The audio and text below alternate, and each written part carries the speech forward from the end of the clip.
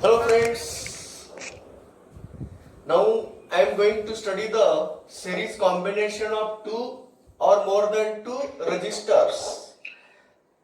Those resistors are said to be in series if only two resistors have a common junction.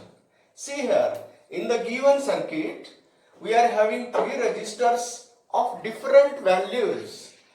First resistor having resistance R1, second resistor having resistance R2, third resistor having resistance R3. All three are connected in series combination with the cell of potential difference V with control key. Now see here, in case of series combination, if we are having the series combination of three pipe, one is bigger, say it is A pipe. Another is connected in series with the first, that is called B pipe. And last one is also connected in series with the third pipe. Now see here, जितना भी पानी इसमें आएगा, अगर हमने यहाँ पे tap लगा दी होती, तो अगर टैप हमने स्विच ऑफ किया तो पानी फॉल नहीं होगा, कोई पानी नीचे नहीं गिरेगा। जैसे ही हमने टैप को थोड़ा सा ढीला किया, बोले तो थोड़ा सा उसको ऑन किया, तो क्या होगा, जितना पानी इस पाइप सी से नीचे गिर रहा है उतना ही पानी पाइप बी से पाइप सी में एंटर होगा, और जितना पानी पाइप बी से पाइप सी में एंटर होगा उतना ही पानी पाइप ए से पाइप बी में एंटर होगा। इसका मतलब क्या है पता है, जब भी सीरीज में कनेक्शन होता है, चाहे वो पाइप का क्यों ना हो या रजिस्टर का क्यों ना हो या कंडेंसर का क्यों ना हो, जितना पानी सामने जाएगा आगे जाएगा उतना पानी पीछे वाले पाइप से अंदर आएगा। तो अब बताइए, यहाँ का पानी का फ्लो, यहाँ का पानी का फ्लो, यहाँ का पानी का फ्लो सेम है क्या नहीं? तो इसी तरह सीरीज कॉम्बिनेशन भी सभी के सभी डिवाइसेस, सभी के सभी कंपोनेंट के थ्रू जाने वाला करंट इक्वल होता है।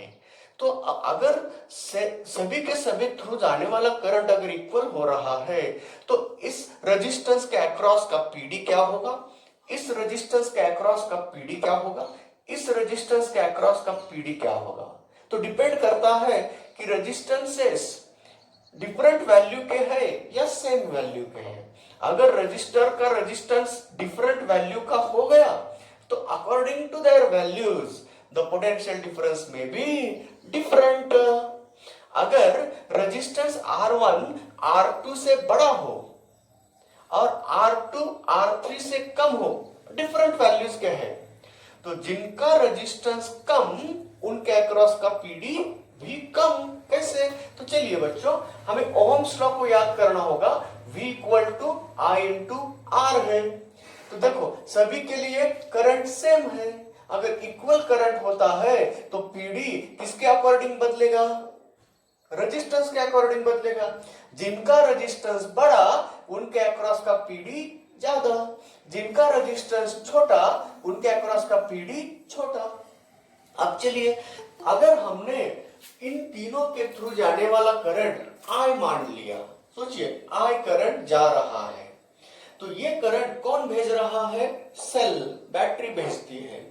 तो बैटरी जब करंट भेजेगी तो ये एनर्जी प्रोवाइड कर रही है उस करंट चार्जेस को, तो कुछ एनर्जी यहां स्पेंड करेगा वह चार्ज, बची हुई यहां कुछ स्पेंड करेगा और रिमेनिंग यहां स्पेंड करेगा, लास्ट में वो खुला एम्प्टी होके वापस आएगा।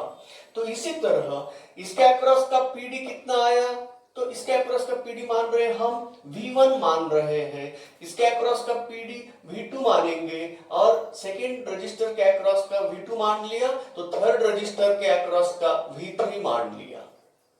तो अलग अलग रजिस्टर्स क्यों आ रहे, अलग अलग रजिस्टर्स होने से अलग अलग पोटेंशियल डिफरेंस मिल रहे हैं। तो चलिए, अगर हमने एक पूरे A टू B ये सर्किट है हमारा, A टू B का रजिस्टर्स हमने इक्विवेलेंट रजिस्टर्स मान लिया RS, S फॉर सीरीज। अगर ये टोटल सर्किट का रेजिस्टेंस हुआ RS, तो टोटल सर्किट को हमने कितना पोटेंशियल डिफरेंस अप्लाई किया है V, तो करंट की वैल्यू हमें मिल सकती है। तो करंट बोले तो कैसे लिखेंगे, तो V equal to I into R S निकालते हैं हम। तो आर एस यानी कि V अपॉन कैसे लिखेंगे, I। तो चलिए, अगर total PD V equal to I into क्या लिखेंगे, आर एस।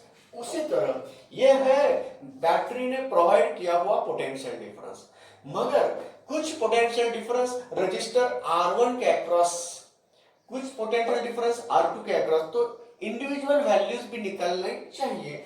तो अब इंडिविजुअल वैल्यू निकालेंगे, और जैसे ही इंडिविजुअल वैल्यू को हमने लिखा तो एडिशन लॉ क्या कहता है, एडिशन लॉ कहता है total PD equal to sum of all the individual PDs. तो चलिए, अगर हमने लेट V1 मान लिया R1 रजिस्टर के अक्रॉस का पीडी, तो I इंटू क्या हुआ R1, क्यों, करंट I ही इसके थ्रू जा रहा है, सेम करंट इसके थ्रू जा रहा है, सेम करंट इसके थ्रू जा रहा है।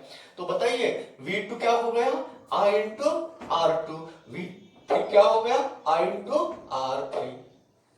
इसी तरह ये तीनों के लिए इंडिविजुअल पीडी निकाला। अब टोटल के लिए टोटल पीडी कैसे निकालेंगे, I इंटू आर एस। तो बाय द एडिशन लॉ ये है प्रोवाइड की हुई एनर्जी, ये है यूटिलाइज्ड एनर्जी। तो according to conservation law of energy क्या बताएंगे हम, by the addition law, by addition law V equal to V1 plus V2 plus V3 होता है।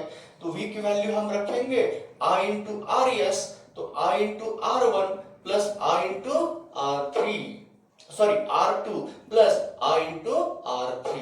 तो I कॉमन निकालो, इधर के I के साथ कैंसिल हो जाएगा, तो बचेगा कौन, RS equal to R1 plus R2 plus R3।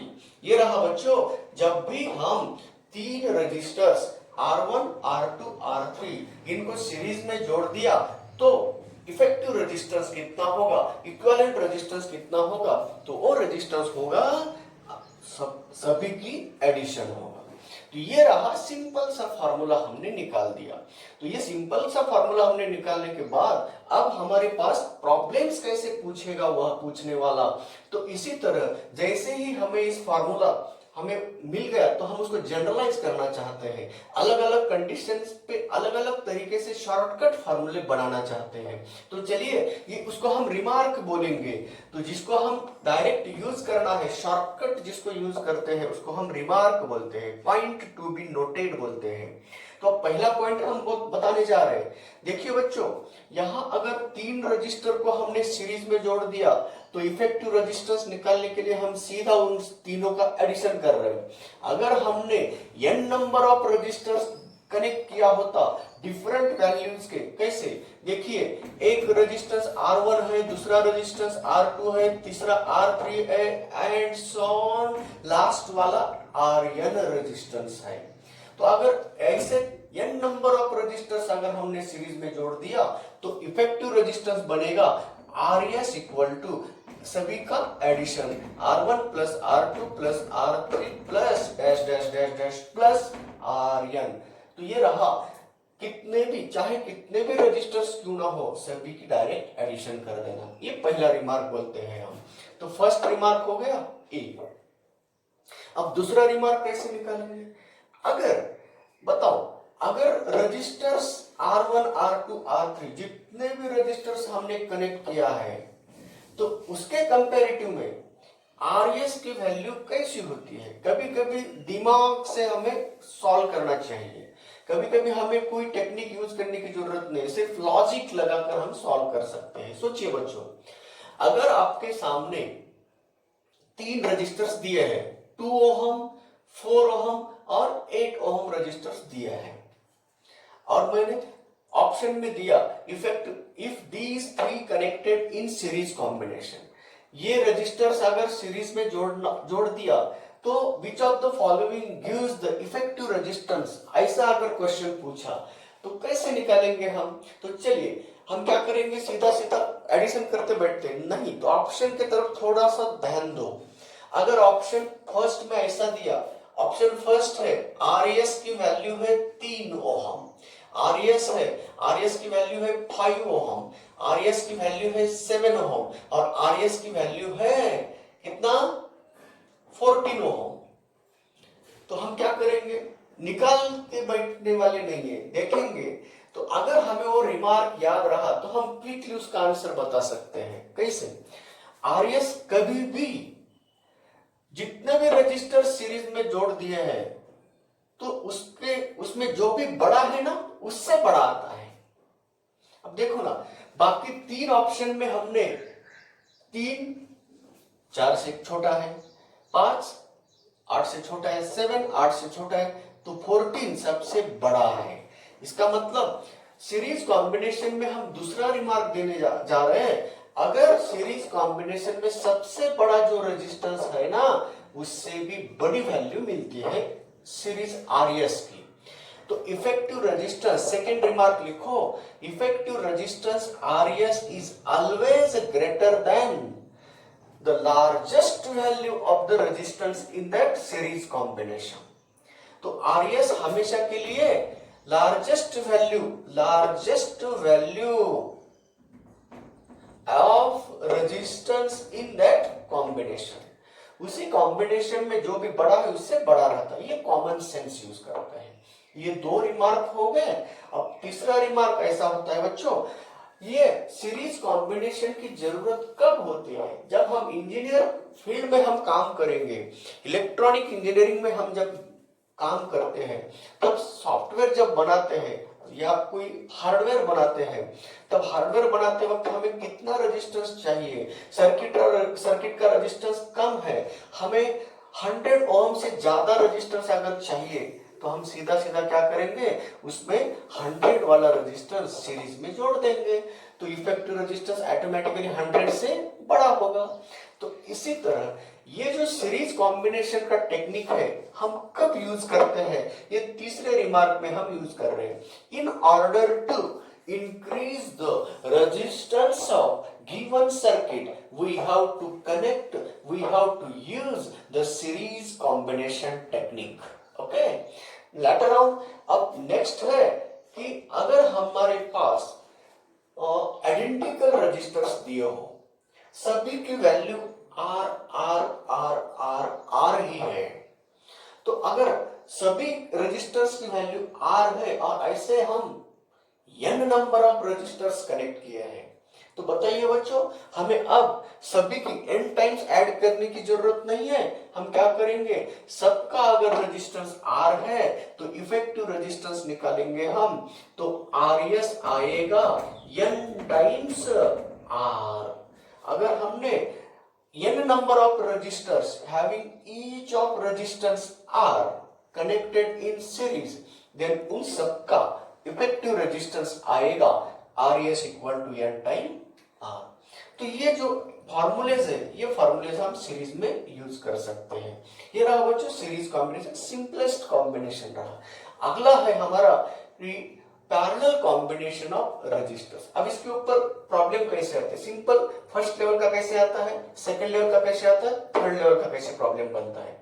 तो अब यहाँ सिर्फ हमने रिमार्क दिए और फॉर्मूला बनाए, अब प्रॉब्लम क्रिएट करेंगे।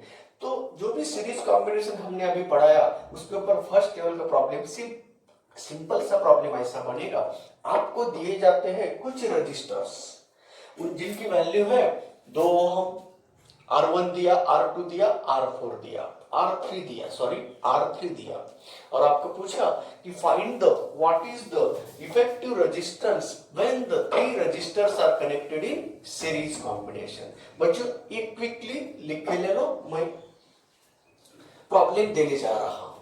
अगर हमने 3 रजिस्टर्स जिनकी वैल्यू 2, 4 और 8 ओम है, इनको अगर सीरीज में जोड़ दिया तो उसका इफेक्टिव वैल्यू अगर पूछा, ये फर्स्ट लेवल का प्रॉब्लम, डायरेक्ट फार्मूला बेस्ड बोलते हैं हम, और ये इतना इजी प्रॉब्लम बन गया। तो हम फर्स्ट लेवल का प्रॉब्लम बना रहे हैं, तो आपको दिया जाता है R1 दिया 2 ओम, R2 दिया 4 ओम, R3 दिया 8 ओम, और आपको पूछा जाता है RS कितना। तो हम डायरेक्टली उन सब की क्या करेंगे, एडिशन करेंगे, तो रिजल्टेंट आएगा 14 ओहम, है ना। तो इसी तरह ये फर्स्ट लेवल का प्रॉब्लम बन गया हमारा। अब उसके ऊपर सेकेंड लेवल का प्रॉब्लम कैसे बनता है बच्चों? आपको दिया जाता है effective value of the resistors, दोनों रजिस्टर्स, 3 रजिस्टर्स, 4 रजिस्टर्स। अब ये फर्स्ट लेवल हो गया। तो आरएस निकालने के लिए हम क्या करेंगे? सीधा सीधा तीनों की क्या कर रहे हैं? एडिशन कर रहे हैं। 2 + 4 + 8 बोले तो 14 ओहम आया। अब हम सेकेंड लेवल बना रहे हैं उसको। अगर 3 रजिस्टर्स, प्रॉब्लम सेकेंड लेवल का ये बन गया। अब चलिए सेकेंड लेवल कैसे बनता है? अगर 3 रजिस्टर्स R1 है 2 टाइम्स R2 और R2 है 3 टाइम्स R2 है 3 टाइम्स R3 और R1 है, R1 कितना आया? 6 टाइम्स R3। देखो ना, हमने क्या किया? R1 की रेजिस्टेंस R2 से डबल है और R2 है R3 से थ्राइस और R1 है R3 से 6 टाइम्स। आ गया कहीं automatically. 3 resistors, if R1, R2, R3 registers are connected in series combination, the effective value of that all the registers is given by, ये सब की वैल्यू अगर हमने मान लिया 18 ओहम है, the effective value of all the registers is 18 ohm, then find the values of each registers। ये second level बन गया। आपको दिया गया रिलेशंस दिए गए हैं। रेजिस्टेंस R2 का रिलेशन R3 के साथ क्या है? रेजिस्टेंस R1 का रिलेशन R2 के साथ क्या है? R1 अगर डबल है R2 से, R2 अगर डबल ट्रिपल है R3 से, और R1 आ गया 6 टाइम्स R3। और इसमें इफेक्टिव वैल्यू दे दिया तो आपको कहा जाता है कि देखिए बच्चों, इसमें देखो मैं R3 को अगर X मान लिया, let us suppose R3 = X मान लिया, तो बताइए R2 कितना हुआ? 3X हो गया और R1 कितना बना? 6X बन गया। बन गया ना? अब चलो, अगर ये तीनों सीरीज में जोड़ दिए, निकाल रहे, तीनों अगर सीरीज में जोड़ दिए तो इफेक्टिव रेजिस्टेंस मैंने दिया कितना? 18। तो इंडिविजुअली X की वैल्यू निकाल सकते हैं, R1, R2, R3 मिल जाता है। तो ऐसा सेकेंड लेवल का प्रॉब्लम बनता है। आपको क्या दिया है यहाँ पे? 3 रजिस्टर्स एक दूसरे के साथ किस रिलेशन में है वो रिलेशन दिया है। बाद में उन सबका इक्विवेलेंट रेजिस्टेंस दिया है, इफेक्टिव रेजिस्टेंस दिया है जब वो तीनों सीरीज में कनेक्ट किए। तो आपको ईच एंड एवरी रजिस्टर्स की वैल्यू निकालना है। तो कैसे निकालेंगे? चलिए बच्चों, मैंने मान लिया। Let us consider R3 have value X, तो R2 बन गया 3 टाइम्स X, 3 टाइम्स X, और R1 कितना बन गया? ये रिलेशन से R1 कितना बन गया? 6 टाइम्स R3। तो ये तीनों के वैल्यू जब बनते हैं ना, इसको X बोलता हूं मैं, और इफेक्टिव वैल्यू ये दिया है, तो आंसर आएगा। तो आंसर कैसे करेंगे? तो X + 3X + 6X = 18 है ना। चलिए अब कितना आया? यहाँ 10X = 18। तो X = कितना आया? 1.8 आया। जैसे ही X की वैल्यू मिल गई तो इसमें रखो, R1 मिल गया, R2 मिल गया, R3 मिल गया। तो रेजिस्टेंस R1 की वैल्यू आई 6 × 1.8, कितना हो गया? 18 6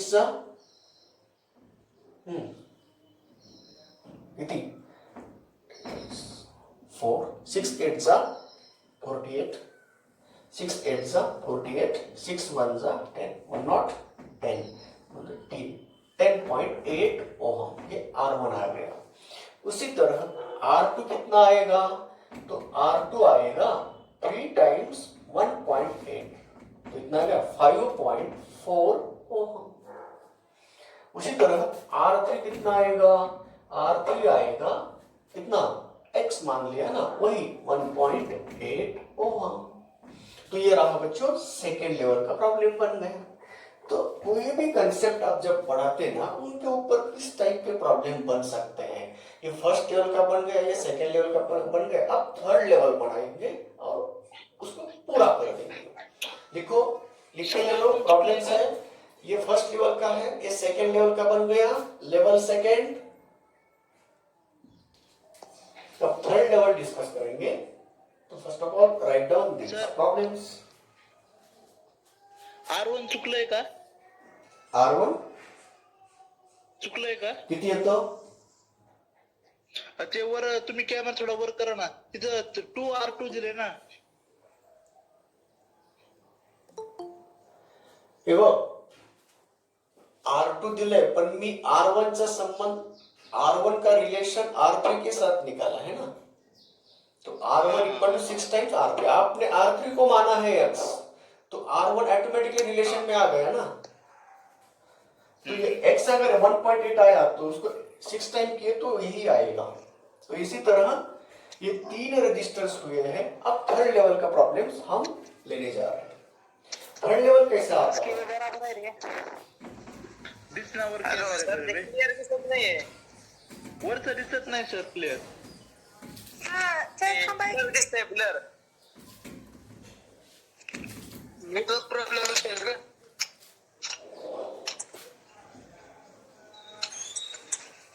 नेटवर्क प्रॉब्लेम असेल.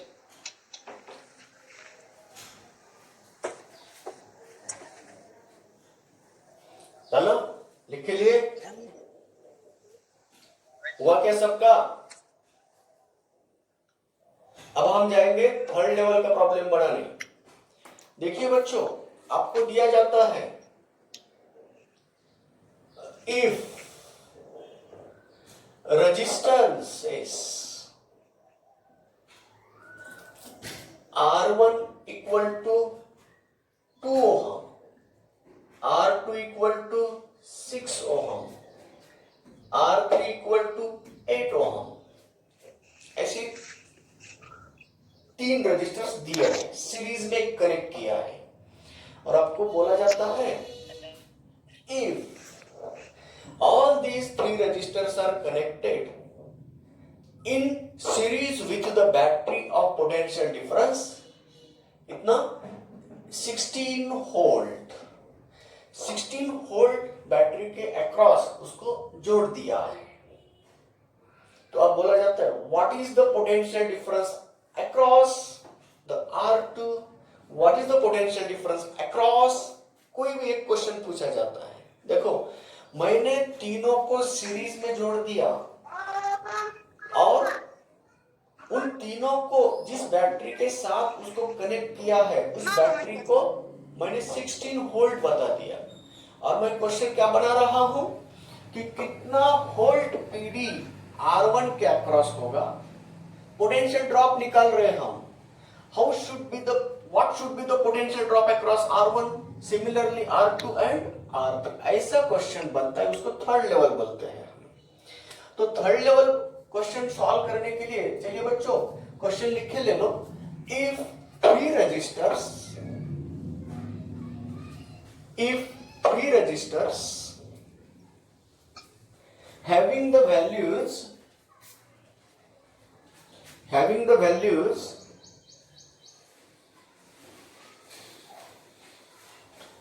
R1 equal to 2 ohm, R2 equal to 6 ohm, R3 equal to 8 ohm are connected in series with a battery of 16 volt EMF. Then find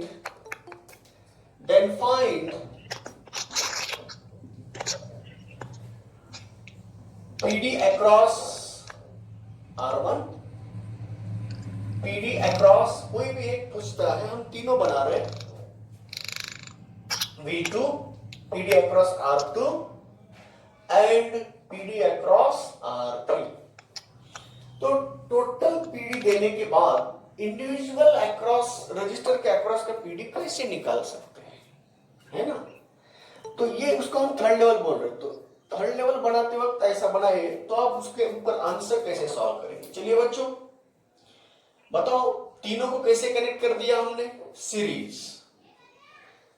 समझा रहा हूं फिगर, ये सिर्फ अंडरस्टैंड करने के लिए फिगर ड्रॉ कर रहा हूं। आपको जरूरी नहीं है कि फिगर ड्रॉ करके ही आपको सॉल्व करना पड़ेगा एग्जाम में।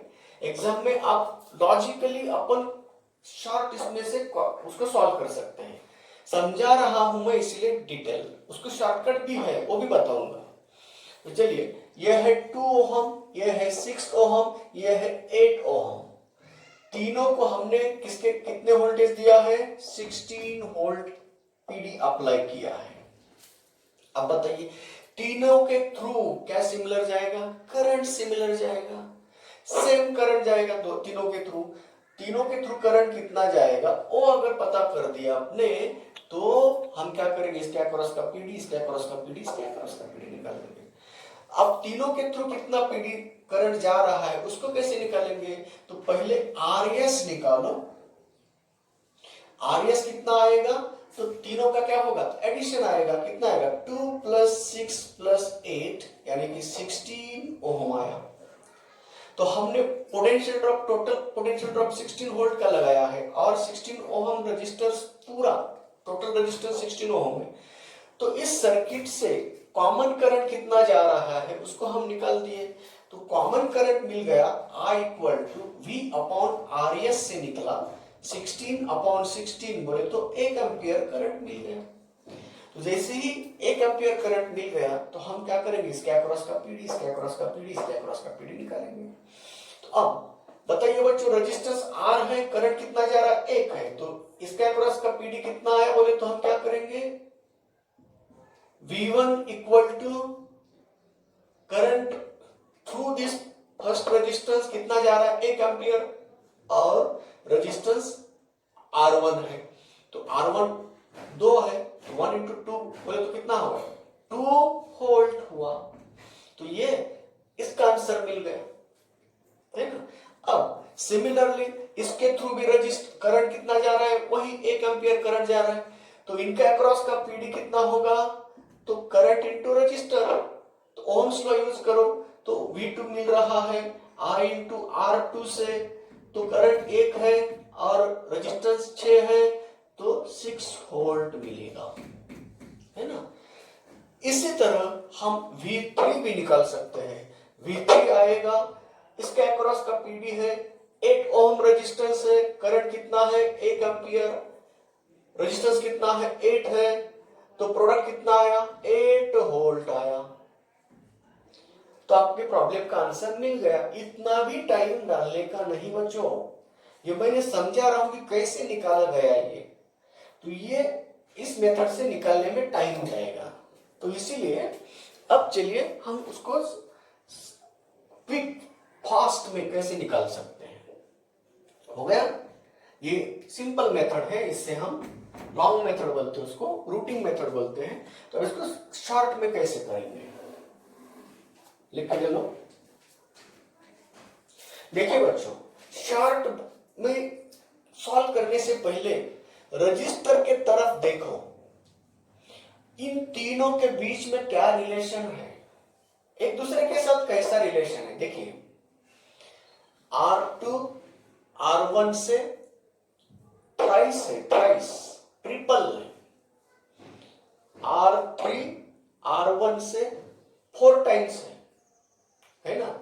तो अगर मैंने इसका रेजिस्टेंस, इसके अक्रॉस का X पकड़ा, इसके अक्रॉस का PD X पकड़ा, क्योंकि तीनों के थ्रू करंट सेम जाएगा। तीनों के थ्रू अगर करंट सेम जा रहा है तो पोटेंशियल डिफरेंस किसके अकॉर्डिंग ड्रॉप होगा, तो रेजिस्टेंस के अकॉर्डिंग ड्रॉप होगा। जिनका रेजिस्टेंस बढ़ा उनके अक्रॉस का पीडी भी बढ़ा। अभी अभी मैंने बोला था इनका रेजिस्टेंस बड़ा है तीनों के कंपैरिजन में, इसका मतलब इसके अक्रॉस का पीडी भी बड़ा ही आएगा। तो देखिए अगर ये रेजिस्टेंस इसका प्राइस है तो इसके अक्रॉस का पीडी भी ट्रिपल ही आएगा। अगर मैंने इसके अक्रॉस का पीडी मान लिया x, इंडिविजुअल पीडी निकालना है ना, इसको अगर x मान लिया तो ये होगा 2x और ये होगा 4x, सॉरी ये रहा 3x। इसको अगर x मान लिया, इससे ये ट्रिपल है और इससे ये कितना है 4 टाइम्स है। तो बताओ ये मैंने पीडी मान लिया, पीडी। तुम बोलेंगे सर ऐसा क्यों? क्योंकि जैसे रेजिस्टेंस बढ़ते जा रहा है उसी तरह पोटेंशियल डिफरेंस भी बढ़ेगा ना, क्यों तीनों के थ्रू कांस्टेंट करंट जा रहा है, सेम ही करंट जा रहा है। तो बताओ क्विकली आंसर मिल गया कि नहीं? देखो चलो, इसके अक्रॉस का पीडी x है, इसके अक्रॉस का पीडी 3x है। 3x क्यों बना? क्योंकि रेजिस्टर तिप्पट है तो इसीलिए 3x। इसका रेजिस्टेंस 4 टाइम्स है इसीलिए उसके अक्रॉस का पीडी भी 4 टाइम्स आया। तो अब ये तीनों पीडी का एडिशन कितना दिया है? 16 दिया है। तो निकालो इसका एडिशन कितना आएगा। तो x plus 3x plus 4x equal to 16 आया। तो x की वैल्यू कितनी आई? कितनी? 2। तो जैसे ही x की वैल्यू 2 आई ना, तो चलिए बच्चों R1 के अक्रॉस का पीडी 2 वोल्ट मिल गया। V1 की वैल्यू 2 वोल्ट। जैसे ही x की वैल्यू 2 आई है ना, तो R2 के अक्रॉस का पीडी कितना है? 3x। 3 टाइम्स x, 3 टाइम 2 बोले तो कितना आया? 6 वोल्ट। उसी तरह जैसे ही x की वैल्यू अगेन 2 हम V3 निकालने में किए तो 4 टाइम्स x है तो 4 टाइम्स 2 बोले तो कितना है? 8 वोल्ट। देखो ऐसे मानकर भी हम वही आंसर निकालेगा नहीं। ये रहा शॉर्टकट बोलते हैं। ये थर्ड लेवल का प्रॉब्लम क्यों ना पूछा जाए तो थोड़ा सा लॉजिक लगाए ना तो सिंपल बन जाता है। मैथमेटिशियंस ऐसे ही सोचते हैं, रिलेशन बनाते हैं, क्योंकि मैथमेटिक्स में फंक्शन नाम का एक टॉपिक है, कैसे बनाएंगे रिलेशंस बिटवीन डिफरेंट वेरिएबल्स। तो अलग अलग वेरिएबल्स में हम रिलेशन कैसे बनाते हैं मैथमेटिक्स पढ़ाता है, मैथमेटिक्स बताता है। उसमें फंक्शन नाम का एक टॉपिक है, रिलेशंस बनाते हैं वो। तो उसका फायदा उसको प्रॉब्लम सॉल्व करने में होता है फिजिक्स के। तो अगर सिंपल वैसे गए तो ये इतना टाइम जाएगा, अगर शॉर्टकट में गए तो शॉर्टली आपको आंसर मिलेगा। ओके, तो ये रहा बच्चों ये सीरीज कॉम्बिनेशन के ऊपर के फर्स्ट लेवल का प्रॉब्लम, थर्ड लेवल का प्रॉब्लम एंड सेकेंड लेवल का भी प्रॉब्लम हमने खत्म किया।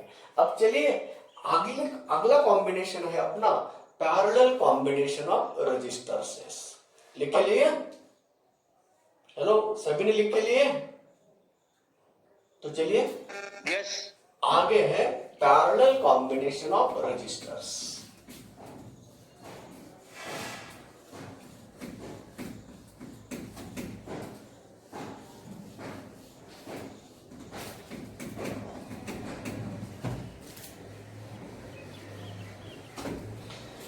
चले चले दोस्तों, अब है कौन सा कॉम्बिनेशन? Parallel combination. तो पैरेलल कॉम्बिनेशन ऑफ रजिस्टर्स, तो पैरेलल किसे बोला जाता है? तो अभी हम लिमिटेड नहीं रहेंगे। अगर डिफरेंट रजिस्टर्स में, मोर रजिस्टर्स में, 2 और मोर देन 2 रजिस्टर्स में सिर्फ एक जंक्शन, सिर्फ 2 जंक्शन कॉमन रहे, इफ 2 और मोर देन 2 रजिस्टर्स, यहां हम रजिस्टर की बात कर रहे हैं। कुछ दिन इलेक्ट्रोस्टैट्स में हम कंडेंसर की बात करेंगे, है ना? कोई भी सेल का कॉम्बिनेशन हो या कोई भी कॉम्बिनेशन, तो कोई भी कंपोनेंट को अपन कनेक्ट कर रहे हैं, तो अगर उन ज्यादा मेनी कंपोनेंट के अक्रॉस बीच में अगर सिर्फ 2 जंक्शन कॉमन हो रहे तो सबके सब कंपोनेंट किस कॉम्बिनेशन में आएंगे? पैरेलल में आएंगे। चाहे वह सेल क्यों ना हो, रजिस्टर क्यों ना हो या कंडेंसर्स क्यों ना हो। मगर कब कहा जाता है कि पैरेलल कॉम्बिनेशन में है? ऐसा कब कहा जाता है? अगर 2 और 2 से ज्यादा कंपोनेंट में दो और दो से ज्यादा कंपोनेंट में सिर्फ दो जंक्शन कॉमन जब होते हैं ना, तब कहा जाता है सबके सब किस कॉम्बिनेशन में है, सीरीज कॉम्बिनेशन में है। तो इसी तरह बच्चों अब हम रजिस्टर के बारे में बात कर रहे हैं, इसलिए हम क्या करेंगे, तीन रजिस्टर्स, पहले सिंपल सा फॉर्मूला निकालेंगे, बाद में हम उसके ऊपर फर्स्ट लेवल कैसे बनता है, सेकंड लेवल कैसे बनता है और थर्ड लेवल कैसे बनता है ये पढ़ाएंगे। तो चलिए अब हम तीन रजिस्टर का पैरेलल कॉम्बिनेशन लेंगे, उसका एक फार्मूला निकालेंगे। ओके, तो अब हम तीन रजिस्टर्स मान रहे हैं, R1 एक रजिस्टर है, R2 दूसरा रजिस्टर है, और सॉरी मैंने सीरीज में जोड़ रहा हूं उसको, पैरेलल का प्रॉब्लम चल रहा है ना। अगर तीन रजिस्टर्स R1 वैल्यू का एक है, दूसरा R2 वैल्यू का है और तीसरा R3 वैल्यू का है, ये तीनों को हमने दो जंक्शन में जोड़ दिया, एक जंक्शन A है, दूसरा जंक्शन B है, दोनों या तीनों के बीच में कितने जंक्शंस कॉमन लिया हमने, दो जंक्शन कॉमन लिया, इसलिए इन तीनों को हम कैसे बोलेंगे, पैरेलल कॉम्बिनेशन में है ऐसा बोल रहे हैं। तो इनको, इस पैरेलल कॉम्बिनेशन को हमने सेल या बैटरी के साथ जोड़ दिया, बैटरी क्या करेगी, उसके थ्रू करंट भेजेगी, है ना। तो अगर V potential difference A and D के अक्रॉस, A एंड B के अक्रॉस है, तो अब बताइए बच्चों सीरीज में कौन इक्वल था, करंट इक्वल था, तो हमने किसकी एडिशन की थी, पोटेंशियल डिफरेंस की एडिशन की थी। अब इसमें क्या रहेगा, देखो ना, अगर ये 6 वोल्ट का बैटरी लगाया, फॉर एग्जांपल अगर 6 वोल्ट का बैटरी लगाया, तो हम इसका पोटेंशियल अगर +6 लिया, तो यहाँ का इसका पोटेंशियल कितना हुआ, 0 मानेंगे हम। अगर यहाँ +3 हुआ, तो यहाँ का कैसा होगा, -3 होगा, पीडी कितना आएगा, 6 भी आएगा। तो जितना पीडी A एंड B का है ना, उतना ही पीडी R1 के अक्रॉस का है, उतना ही पीडी R2 के अक्रॉस का है, उतना ही पीडी R3 के अक्रॉस का है।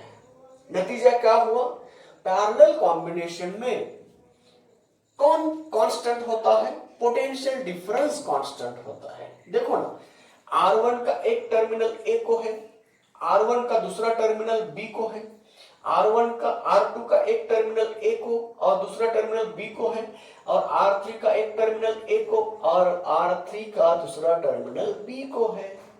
तो सभी के सभी रेजिस्टेंस में कितने जंक्शन कॉमन है, सिर्फ दो, तो इसीलिए उसको पैरेलल बोल दिया। अब दूसरा सवाल इस बात का है कि सबके अक्रॉस का पीडी कितना है बोलने के बाद तुम क्या बोलेंगे, V, PD across R1 V, PD across R2 V, PD across R3 V है।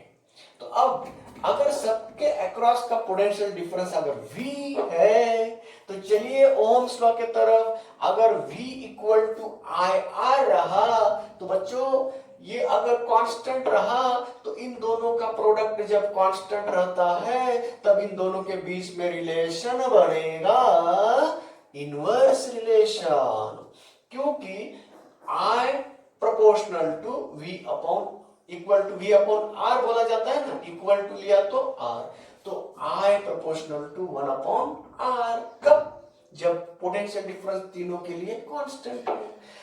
जिनका रेजिस्टेंस छोटा, उसके थ्रू जाने वाला करंट बड़ा, जिनका रेजिस्टेंस बड़ा, उसके थ्रू जाने वाला करंट कम। तो बताइए बच्चों, सीरीज में हमने जैसे पीडी को रेजिस्टेंस के अक्रॉस डिवाइड किया था, उसी तरह यहाँ करंट को डिवाइड कर रहे हैं हम। क्यों, पीडी सबके लिए कांस्टेंट है, पोटेंशियल डिफरेंस सबके लिए कांस्टेंट है। अब सवाल है, जिनका रेजिस्टेंस ज्यादा, उसके थ्रू जाने वाला करंट कम, जिनका रेजिस्टेंस छोटा, उनके थ्रू जाने वाला करंट ज्यादा। तो इसीलिए अब करंट को डिवाइड करेंगे, तो अलग अलग करंट जा रहा है, तो टोटल करंट और अलग अलग करंट की बात करेंगे। अगर बैटरी ने टोटल करंट I भेजा है, टोटल करंट I भेजा है, किसके थ्रू, टोटल रेजिस्टेंस, इस सबका रेजिस्टेंस हम मानेंगे RP मान रहे हैं, P फॉर पैरेलल कॉम्बिनेशन। अगर आरपी माना होता तो बताइए बच्चों, टोटल पीडी कितना लगाया, वी, करंट कितना भेज रहा है वह, आई, कितने रजिस्टर से, आरपी, हम टोटल सर्किट का सोच रहे हैं हम। तो बताइए करंट आई इक्वल टू कैसे निकालेंगे हम, वी अपॉन आरपी, है ना, by the Ohm's law. Total equivalent resistance RP है, टोटल पीडी वी है, तो टोटल करंट कितना भेज रहा है वो सेल उस सर्किट के थ्रू, तो वो करंट हमने निकाल दिया। अब सवाल इस बात का है, आए हुए करंट इस जंक्शन पे वो डिवाइड हो रहे हैं, कितने ब्रांच में, 3 ब्रांच में। तो अब बताइए इसके थ्रू जाने वाला करंट मैंने मान लिया I1 है, क्योंकि डिफरेंट है, डेफिनेटली डिफरेंट है। इसके थ्रू जाने वाला करंट I2 मान लिया और इसके थ्रू जाने वाला करंट I3 मान लिया, मगर सबके लिए कौन सा तरीका है, पोटेंशियल डिफरेंस सेम है, रेजिस्टेंस के अकॉर्डिंग करंट डिवाइड हो गया। सीरीज में हमने रेजिस्टेंस के अकॉर्डिंग पोटेंशियल डिफरेंस को डिवाइड किया था, अब यहाँ रेजिस्टेंस के अकॉर्डिंग करंट को डिवाइड करेंगे। यहाँ वहां रिलेशन डायरेक्ट था, यहाँ इनवर्स रिलेशन है, जिनका रेजिस्टेंस छोटा उनके अक्रॉस का करंट बड़ा, तो उल्टा रिलेशन यहाँ लेना है। बाद में हम डिस्कस करेंगे, जब भी problem third level second level जाएगा उस वक्त उसको सोचना है, अभी फिलहाल उसके बारे में कोई सोचना नहीं है। तो चलिए करंट टोटल कितना जा रहा है ये निकाल दिया, अब I1 निकालना है। बताओ बच्चों I1 करंट किसके थ्रू जा रहा है, R1 के थ्रू जा रहा है ना, तो R1 के अक्रॉस में पीडी कितना है, V है, तो I1 ओम्स लॉ लगाओ ना, I1 equal to V upon resistance कितना है, R1 है ना। तो उसी तरह करंट थ्रू I2 निकालना है, करंट I2 किसके थ्रू जा रहा है, R2 के थ्रू जा रहा है, मगर R2 के थ्रू का पीडी भी कौन है, वही है V, तो I2 Ohm's law again apply करो, I2 equal to V upon R2, तो current I2 equal to V upon R2 and at the last current through R3, तो करंट किसके थ्रू जा रहा है, R3 के थ्रू जा रहा है, तो R3 के अक्रॉस में कितना पीडी लगाया, V है, तो I3 भी आएगा V अपॉन R3। तो बताइए बच्चों ये तीनों करंट किसकी एडिशन हो सकती है, तीनों करंट का एडिशन किसका है, रिजल्टेंट I का है।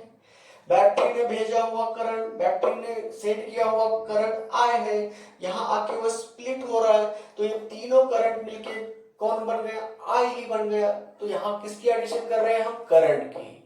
तो पिछली बार हमने पीडी की एडिशन की थी, अब सीरीज में यहाँ पैरेलल में है, तो current I equal to I1 plus I2 plus I3 लिखिए और बताइए V upon RP equal to V upon R1 plus V upon R2 plus V upon R3 बन गया। तो कॉमन निकालिए V को, तो कितना आएगा, तो V कॉमन हो गया, इसके V के साथ कैंसिल हो गया, तो 1 upon RP equal to 1 upon R1 plus 1 upon R2 plus 1 upon R3। तो ये बन गया बच्चों तीनों रजिस्टर्स। जब भी हम पैरेलल में कनेक्ट करेंगे तो इनका इफेक्टिव रेजिस्टेंस या टोटल रेजिस्टेंस या इक्विवेलेंट रेजिस्टेंस कितना है ये बोल सकते हैं, इस फॉर्मूले से हम निकाल सकते हैं। ये सिंपल सा प्रॉब्लम, ये सिंपल सा फॉर्मूला बनाया, तो इसके ऊपर हम कंप्यूटर एग्जाम्स के एटीट्यूड में हम देखने वाले हैं। तो किस तरह से प्रॉब्लम्स, किस तरह से उसके शॉर्टकट बनाते हैं, क्या जरूरत है इसकी, ये सब हमें चर्चा करना है। तो पहले इसको डिराइव करना है। तो अगर तीनों रजिस्टर्स अगर पैरेलल में कनेक्ट कर दिया तो इफेक्टिव रेजिस्टेंस कैसे निकाला जाता है, तो इस तरह का डेरिवेशन हम लिखना है। तो ये रहा बच्चों पैरेलल कॉम्बिनेशन के बेसिक फार्मूला है, तो इसके अकॉर्डिंग हम आगे चर्चा कर सकते हैं। First of all write down this quickly, fastly write down करो, बाद में तुम फेयर कर सकते हैं। फिलहाल सबके पास नोटबुक चाहिए, नोटबुक में आप रफ नोटबुक चाहिए, उसमें रफली लिख के ले लो घर में बैठ के और उसको फेयर कर सकते हैं। जितने भी पॉइंट्स मैंने बताया ओरली उसको भी आपको याद करना है उस वक्त, तो ये लिख के ले लो।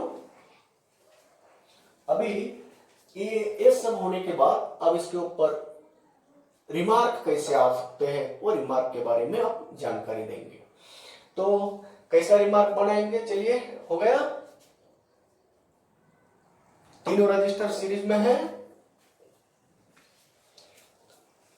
सॉरी पैरेलल में है, तो पैरेलल में किसको ऐड कर सकते हैं, करंट को ऐड करना है, तो इफेक्टिव रेजिस्टेंस इतना आया। ओके, अब बता रहा हूं मैं रिमार्क। देखो बच्चों, तीन रजिस्टर को पैरेलल में कनेक्ट करने के बाद हमें इफेक्टिव रेजिस्टेंस इतना मिला। अब हम रिमार्क बनाने जा रहे हैं। रिमार्क नंबर 1, मुझे बताओ आरपी की वैल्यू, आरपी की वैल्यू R1, R2, R3, इनके कंपैरिजन में R1, R2, R3 के कंपैरिजन में आरपी कैसा होगा, है ना।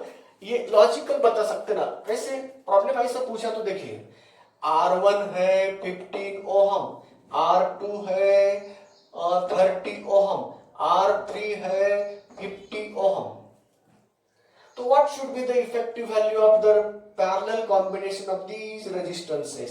आरपी की वैल्यू नीचे दी हुई वैल्यू में से कौन सी बन सकती है, तो मैंने लिखा ये रहा 75 ओहम, दूसरा लिया yes it is yes 60 ohm, तीसरा लिया yes it is 12 ओहम, और तीसरा लिया डी लिया 45 ओहम।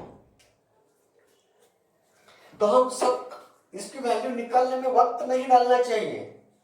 तो आप देखो ना, ये लॉजिकली हम बोल सकते हैं, इसीलिए हम रिमार्क दे रहे हैं आपको कि हम as possible as early as how to solve this problem. तो समस्या क्या है उसके तरफ जाओ। हमें कितने रजिस्टर्स दिए हैं, 3 रजिस्टर्स दिए हैं, उनमें सबसे छोटा वाला कौन सा है उसको देखो। सबसे छोटा वाला है 15, तो आरपी, इसीलिए हम वो रिमार्क बना रहे हैं। तो ये सब के तरफ नहीं देखेंगे, आरपी कहां है, तो आरपी हमेशा छोटा वाले में से छोटा रहता है। तो स्मॉलेस्ट वैल्यू इस कॉम्बिनेशन में जो भी छोटा है ना, उससे भी छोटा वैल्यू आरपी का होता है। जैसे हमने रिमार्क पहले बार सीरीज में बोला था ना कि आरएस ये बड़े से बड़ा होता है, उसी तरह आरपी छोटे से छोटा होता है। तो बताइए ये तीनों में से छोटा कौन है, 15 है, तो आरपी 15 से कैसा रहेगा, कम रहेगा। कौन है, 12 है। तो इसलिए लॉजिकली उसको टिक कर देना, दूसरे की तरफ देखना भी नहीं। क्यों, क्योंकि हमें रिमार्क याद करना है।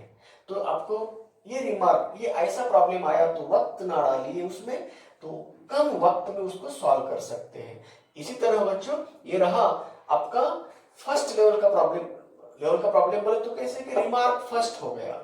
तो यहाँ पे रिमार्क लिखना है, तो लिखिए रिमार्क फर्स्ट बनेगा। फर्स्ट रिमार्क बन रहा है RP is less than smallest value in the combination. हो गया, पहला रिमार्क हो गया। इसी तरह आरपी के और कुछ रिमार्क्स बाकी हैं। आपका टाइम हो गया, आज अपना लेक्चर हुआ। हेलो बच्चों, हेलो कोई है? हाँ बोलो सर। हो गया ना? बोला सर, बोला। हो गया ना पूरा? हाँ पूरा हो गया सर।